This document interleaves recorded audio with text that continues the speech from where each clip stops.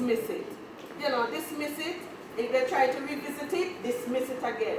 Because you see, that is the enemy trying to push at you, right? Trying to get you to fall into an area that the Lord will not be pleased with. Sister Jen. Yeah, what about somebody, right? For example, somebody comes to me and shares work Yes.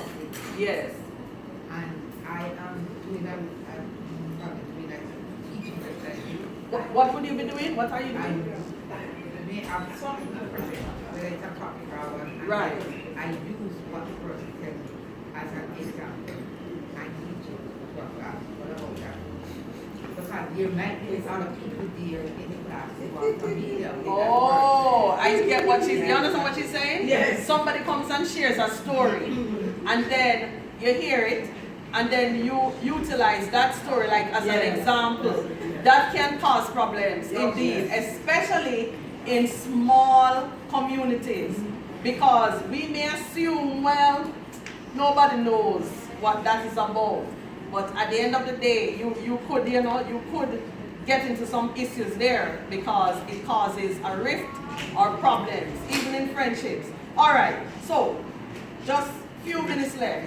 So we're talking about the pure heart, right? How do we prevent these situations from contaminating the heart?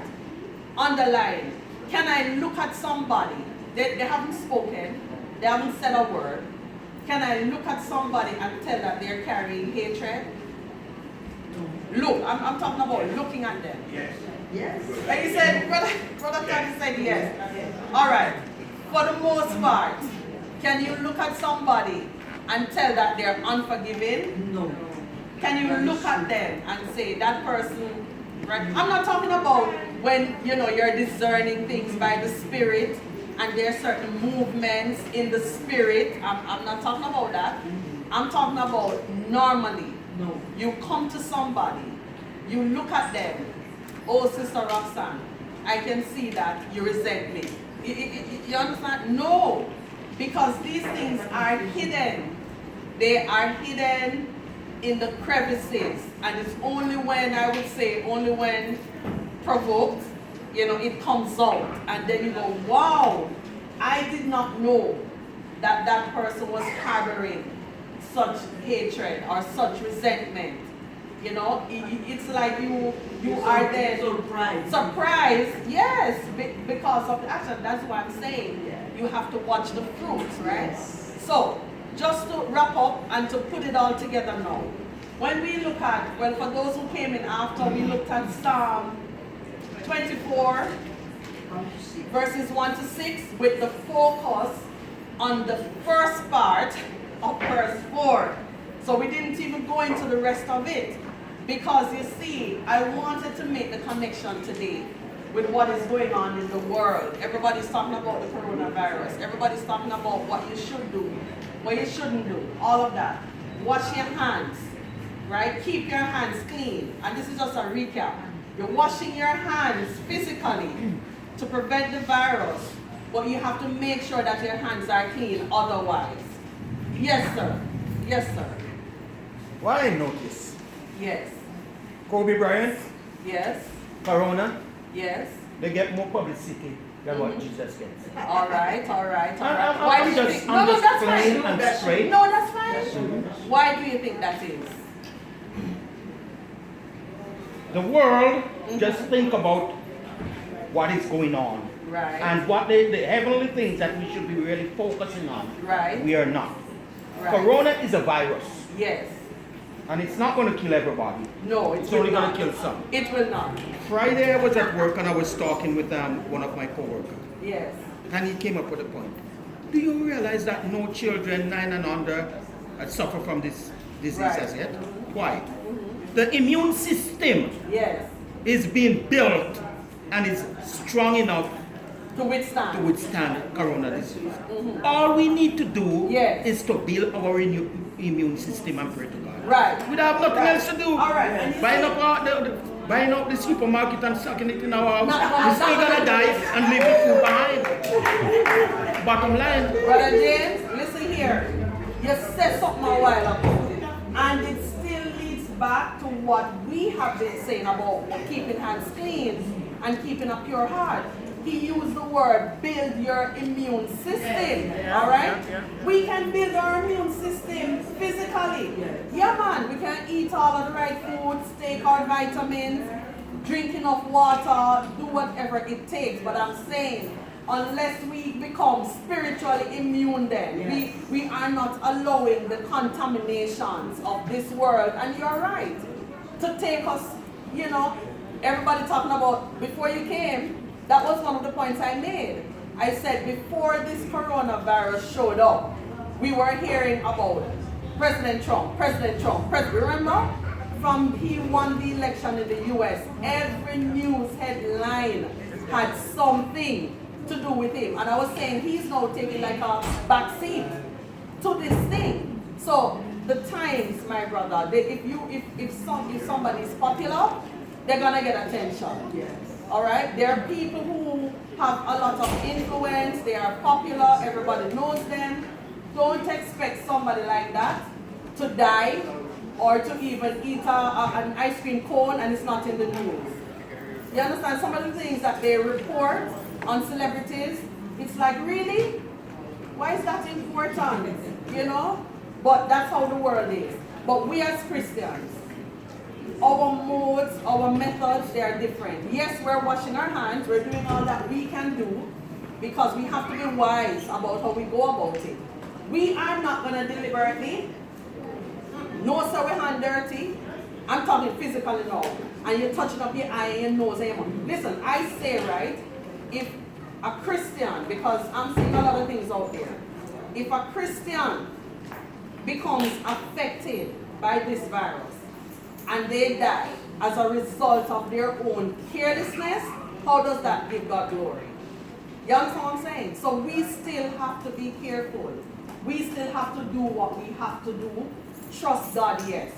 Believe God, yes. We're covered under the blood, yes. But we have to be smart.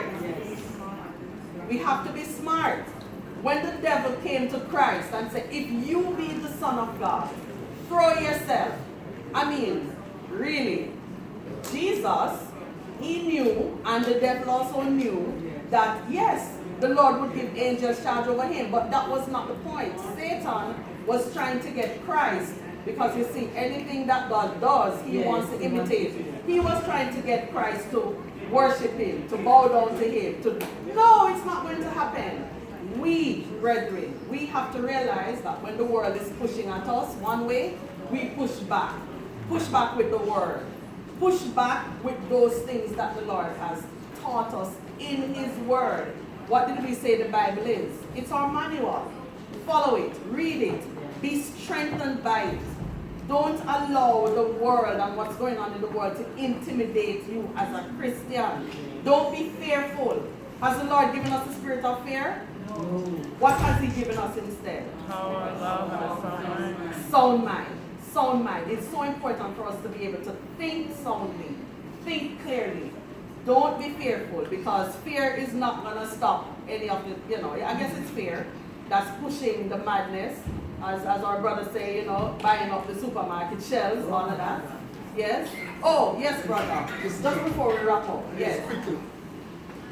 You can recall when the Pharisees accused Christ and his disciples of continuing on washing their hands. Yes. Yes. You remember the response? Yes. It's not what. It's what comes out. What comes out. It's not what goes in. It's what comes out that defiles you. And we talked a little bit about that. Because you see, we don't really know what's in a man at times until we see what comes out. It's fruits that we're talking about. What you can profess Christianity all you want. But when it really comes down to the crux of it, what does your fruit look like? How does your life look? Alright, so we have come to the end. Yes, we have come to the end of today's Sunday school. I want to thank you all for coming out. Those who came late, it's alright. Next week you'll be earlier. Maybe earlier than I was. Right? But we talked about the the clean hands and pure heart today. Let us think about what we heard. Let's not just file it away and say, alright, we got some stuff there. No. Think about it and act accordingly. All right. Anybody here in our Sunday school for the first time? Anybody? Nobody? But I'd really like to acknowledge and welcome my very good friend, Sister Kay Carty. Woohoo! All right. Visiting from foreign. Yes, welcome, welcome. It's so good to see you. All right? Them say no handshake, no hug. You have to get my hug. All right, but we've come to the end of our Sunday school. Can we stand and just dismiss in prayer? Let's dismiss in prayer. I just ask the Lord to help us. Everybody, you can pray. All right? We're not going to be long, but you can pray. And just ask the Lord to help us, help you, show us how to maintain clean hands and a pure heart. Hands that when we lift them up in worship, it says, Lord, I honor you, I surrender, because that's what this means, you know. When you lift your hands, it's really in surrender. It's not only about adoration and praise. When you lift your hands as well, it signifies victory. So you don't want to be lifting hands and you know that there's stuff going on in your heart. All right? So let's pray and just ask the Lord to help us. Lord, we give you thanks today. We bless your holy name. We glorify your name, oh God. Lord, we thank you for your word. Thank you, oh God, that you saw it fit to give us this manual, oh God, as a guide for our lives. Lord, I pray that we would not only be hearers, but we would be doers. Today, oh God, show us how to keep our hands clean. Show us, oh God, how to keep our hearts pure. Lord, reveal and expose any underlying heart conditions, any hatred, any bitterness, any resentfulness, any unforgiveness, oh God. Help us to release those things to you.